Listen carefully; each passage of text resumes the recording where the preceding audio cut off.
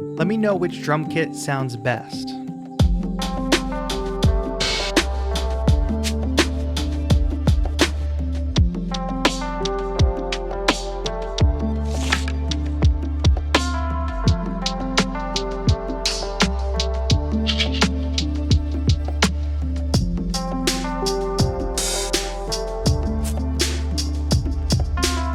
Four pretty different kits, right? I ultimately ended up going with kit B. But if you notice, I could really easily switch between those kits just by using these bank buttons here. Not only that, but after I record this drum loop and we have the MIDI, I could just use a pitch MIDI device and transpose this kit by 16 semitones to quickly change the kit.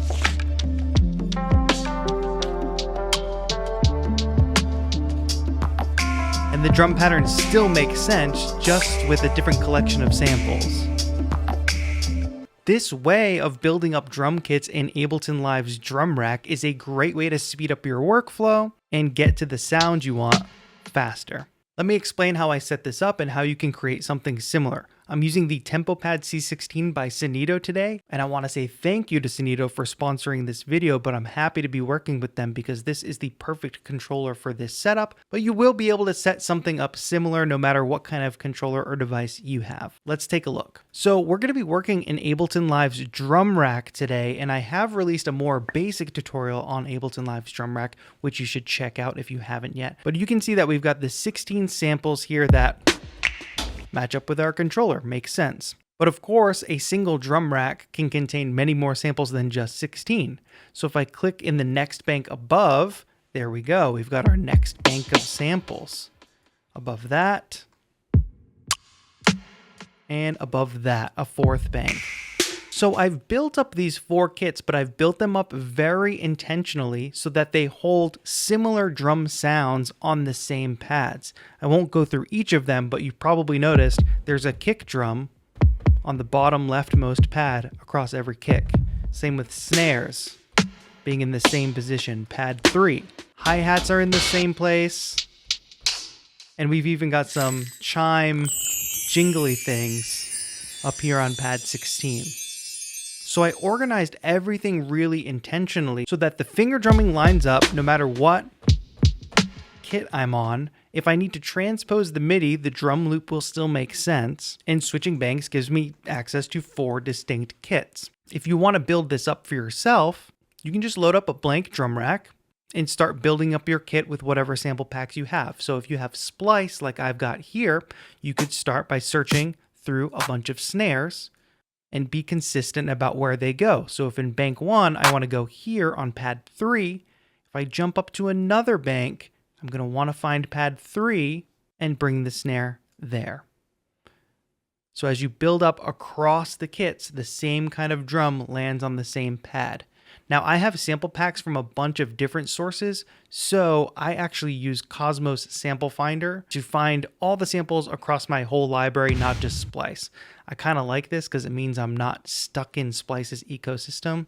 It does a really good job of like scanning the folders and finding the proper kinds of samples. But this process of building kits is something that you can separate from your music making process, which I think is always handy to have some creative work to do that doesn't necessarily revolve around you making music, because we're not always motivated or in the mood or have the ability to be making music in the given moment that we're in. So this is a nice task that you can kind of zen out on, browse your existing sample libraries and build up kits that you can later save as a preset. So let's pretend this is a full drum rack with 4 different banks, much like the kits that I've built up here. All you have to do once you've filled up that drum rack is press the little save icon, call it something like 4 cool kits. Save it to your user library, and now you can pull that up in any project when you are ready or you are in a position to be making music. And rather than digging through your sample library in that moment, you've got 4 curated kits that you've built up, and hopefully at least one of the 4 will be good for the kind of music you're making today. Now, like I said earlier, the C16 is definitely a great controller for this technique, but I just wanted to pull up the software editor for the C16, because of course you can get control over all of the bank pads, which includes notes, MIDI channel, what kind of MIDI message they send, so you could use it for all sorts of things, down to the color of the LEDs when you touch the pad. But also you can see that aside from just banks of pads, we have banks of knobs as well, 4 banks, fully customizable, and that goes along with the faders as well. Fully customized faders and buttons, which I've used in performances before here on this channel.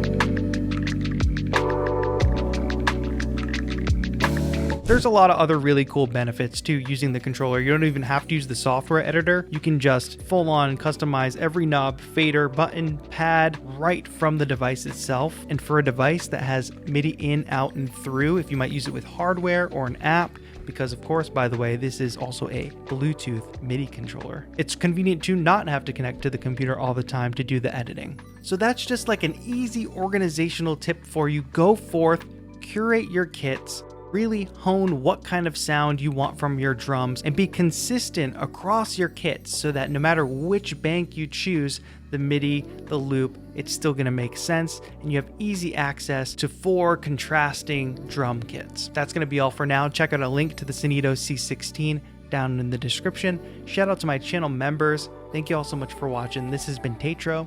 Have a good one.